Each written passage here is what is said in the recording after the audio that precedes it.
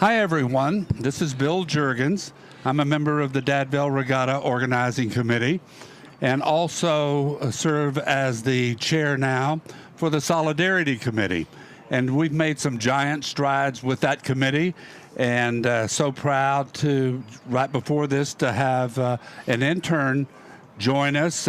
We had Taylor Stokes from St. Joe's University, and she shared the experience and why it was a great opportunity. But now we have the president of the Vail Regatta, and Jim Hanna is with us, and Jim is really the person behind the Solidarity Committee. As a president, he thought that we needed to take some initiatives that showed our support, particularly where we're located here in Philadelphia, on the Schuylkill River with the communities around us, to be supportive of those communities. So Jim is here while we're taking the break, and he's going to share with us some of his thoughts. And we're really excited about this regatta this year because it's the first time we've had a full regatta in 3 years. And so, Jim, the air is yours now. Share Bill, the thoughts you would like. Well, thanks so much for the introduction. And I should let you know that Bill, being his humble self, always gives credit to others.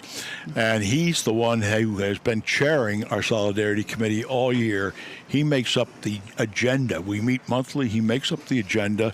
He keeps the minutes, and then he publicizes the minutes, asks us, everybody, to critique them. And I just have to say, when you're chairman of a committee, you need to have someone else take the minutes because it's shouldering a lot. And Bill has very broad shoulders, as you can see. Well, physically he has. Spiritually, the breadth of his shoulders far exceed his physical appearance. So spiritually, he carries a lot of weight. And this Jefferson Vail Regatta is not his only love. He is very, very busy with Florida Institute of Technology. And he has the Midas touch in terms of getting things done. If you ever wanted to talk to someone about learning lessons of perseverance, he's a good one to start with. So, Bill, I'm going to just shake hands right here and say thank you for all you've been doing for our regatta and for your perseverance. And you've been great to work with. I tell you, it's a labor of love. Obviously, you couldn't pay enough to do this. Well, what's so exciting, I think about the regatta is the student volunteers. A lot of times, the kids that volunteer to work at the regatta, and we ask each crew to sign up too, a lot of times they're kids that didn't make the first boat, or sometimes they're a spare. Well, those kids have more enthusiasm than anyone I can think of. They're happy to get on a golf cart, be transported up, lie on their stomach in the stake boats for 4 hours. Sometimes it's even in the rain. Get off. We give them a volunteer T-shirt, which they really prize. And that's all they get for their efforts. But my daughter, Tricia Winton, who manages the volunteers, she can't wait for their regatta each year to re-engage with the kids who maybe did not make the first boat, who didn't make the stroke seat or the 8 or the 7 or the 6 or the bow or the 2 or the 3 or the 4 or the 5 seat. Maybe they didn't make the 4 where they were putting spares, or the pair or the double, or even the single. Maybe they didn't have that capability. So they're the volunteer kids we engage with regularly, and they have heard the legends of the regatta, and they are manifold and run deep back to 1934. You look at a nonprofit organization. How many can you count on your fingers that started in 1934 that still exist today? Primarily carried along, buoyed along by just people who have a big, big heart and want to see this regatta go forward. So I would ask anybody who's of a mind to think about volunteering, if you want the penultimate volunteer experience, sign up for the Jefferson Vail Regatta for next year, and you will be probably invited to our Lessons Learned meeting. And then you're invited to something called the Mom Vail. What is the Mom Vail? Well, years ago, the Vail, it was just the Vail, not the Jefferson Vail. It was just the Vail Regatta. It always fell on Mother's Day weekend because we always have our regatta on the weekend, the second full weekend in May, Saturday of the second full weekend in May. We were a one-day regatta. Now we're 2 days. But it always fell on Mother's Day. And the problem was, back in those days, it was an all-male sport. First-time women were invited to participate as rowers in a regatta was at the 1976 Dad Vail Regatta. But back in the early days, the men ran the regatta. By Mother's Day, they went home and they were exhausted. They couldn't give mothers their due. So a tradition was started to have a mom Vail in the middle of the summer and let the men do all the work. They flip hamburgers and cook hot dogs and have the women put their feet up and just be waited on. So that's the origin of the mom Vail. Now we are more than 50% women competitors as far as volunteers. I guess we're about even 50-50 men and women. But this mom Vail is an occasion everybody looks forward to. It's a way we can get a little relaxation, and everybody gets together and celebrates. Everybody helps prepare, get together. So we have events going on most of the year. So if you get active as a Dad Vail volunteer, if you ever ask another volunteer for a favor, and they accept, they'll drive through a brick wall to make sure that favor is fulfilled. So we have that type of camaraderie. It's really a special, special organization, Bill, and you don't run across these every day.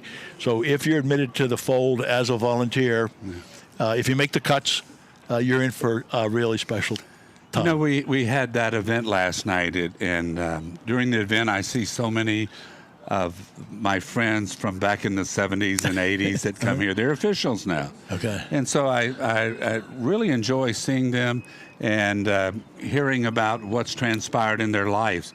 So when I come to the Dad Vail, it's a reunion. And what's benefited us during the pandemic is being from Melbourne, Florida.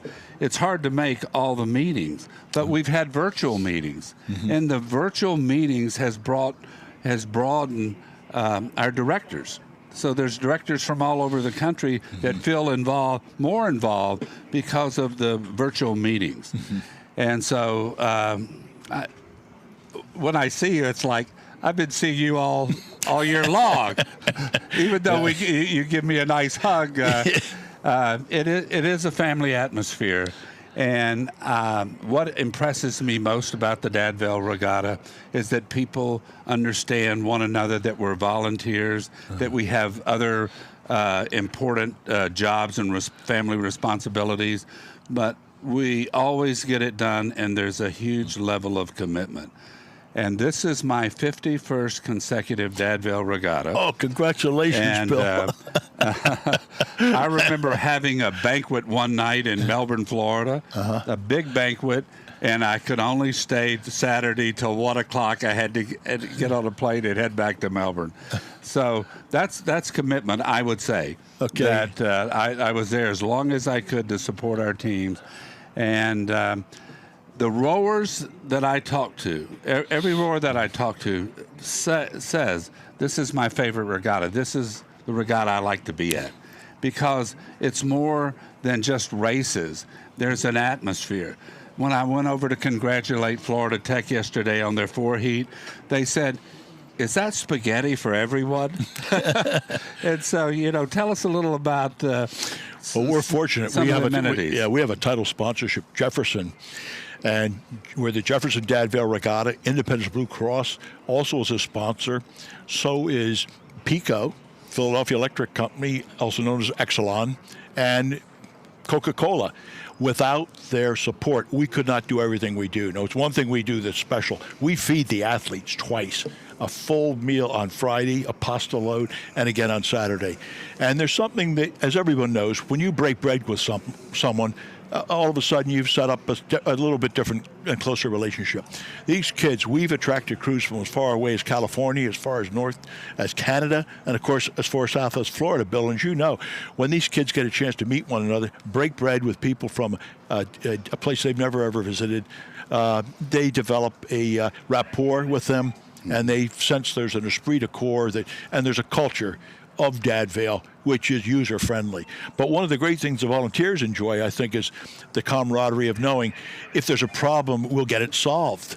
And we know when you have rowers, there's more complications.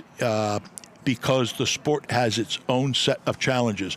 It's not like the sport of soccer where you just need a soccer ball and a whistle and you go out on a field and play with crew. First of all, we have to teach kids to swim so they can learn to row. They have to be good swimmers. The equipment is important. The shell, people pay a lot of money to get very good equipment, and a lot of times they have to run bake sales and car washes to be able to afford to buy the boats and buy the oars and be able to afford to come to the Jefferson Dad Vail Regatta. But once they're on the water, they have to have their own. They have to be in good shape. They have to know how to row. They have to know how to race, and then they have to know the river. This Schuylkill River, this national race course. The Schuylkill River National Race Course has a turn in it. It's a little bit tricky. So you need to know the coxswain has to be smart, has to know at what point do you take that turn to make sure you don't lengthen the distance your crew has to row. For sure. If anything, you want to make sure you stick to the exact dimension. You can't shorten it, because if you go out of your lane, guess what? You'll get a flag, and you could be awarded a false start. Yeah. So, Bill, I don't want to go on and on. No, what I want you to do real quick, because we're running out of time, is that a lot of the decisions in what we do as a board of directors with the Dad Vail Regatta is what guides us are our core values. Okay. Can you just briefly go over the core values that we have? Yeah, well, because thanks. A lot of people don't know. Mm-hmm. How do you come up with the decisions that you make? Okay. And it is so much easier when you have a culture and you have core values that support that culture. And these are relatively new. They've only been in existence for 2 years. Would you just take a minute to go through those? Oh, sure. So our Solidarity Committee worked very hard. Summer 2021 to develop core values. And they were on the phone regularly and finally came up with an acronym, the word respect. Each letter of the word respect stands for a different value. So the R stands for responsible, and I'll go back over this. The E stands for equity. S is selfless. P is perseverance. E is excellence. C is community. And T is teamwork. So the first, as far as responsible, as we said, brick walls. This volunteer corps will go through brick walls to make things happen. A good example would be, we decided we wanted to have paid internships for minority students. And we started talking about it. We finally said, rather than wait and take baby steps this year, let's actually do it this year. Do you know that our board members went out, raised the money, one, I think, contributed individually, so we could have paid internships for minority students, 4 of them, so they could learn, $2,500 scholarships, so they could learn about how do you run a regatta. So that's the word respect. In terms of equity, we want to make sure we are welcoming to everyone, no matter what opportunities or what impediments there are in your life. This is an open regatta. Anyone could walk in here and feel welcome. Anyone should be able to walk in and find a crew to row with and know that someone will teach them to swim so they can learn to row. And in terms of being selfless, the third letter of the word respect, people put aside their own interest. Just like when they're rowing in an 8, you put aside your own interest. You're there, you're rowing for the entire boat. And that's where you develop this great camaraderie and great teamwork. So in terms of perseverance, Bill should get the award this year for perseverance, because if there's an issue that you ever want to pursue and you think it will be tough, you need to call Bill Jurgens. Bill, I don't want you to surrender and resign from our Dad Vail board, so I probably shouldn't be advertising how effective you are. But then E, the second E stands for excellence. We want to be the very best. We want to be the gold standard for regattas in the United States. We're the largest collegiate regatta. We don't know of any other regatta that feeds kids. We don't know of any other regatta that welcomes para-rowers, collegiate level para-rowers. We have our alumni racing.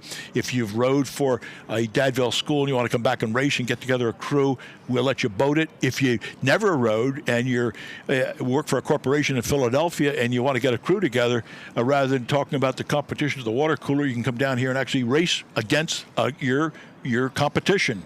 So in terms of excellence, that's important. Community, we want the community to know we embrace them when we reach out. We don't want to just pop up 1 week in a year and then disappear. We want the community to know that we're here for them. And finally, teamwork. Probably we've said enough about teamwork. So that's a brief story of our core values. Yeah, that's tremendous. And I just thought people that are listening need to know who we are and what we stand for and why we do what we do. And I think this interview has gone a long way for those listening to know why we're so committed and passionate about the Vail Regatta. Thank you for joining us. All right, Bill. It's always a pleasure. Thanks for the interview. And best of luck through the finals this afternoon. Okay. I mean, the water is just beautiful out there. Yep. We don't expect it to always stay that way, but whatever it is, it'll be fair. Mm-hmm. All right. It'll be fair for all the participants. Thank you, and we'll be in touch. All right. Thanks, Bill. Yeah, thanks for everything you do.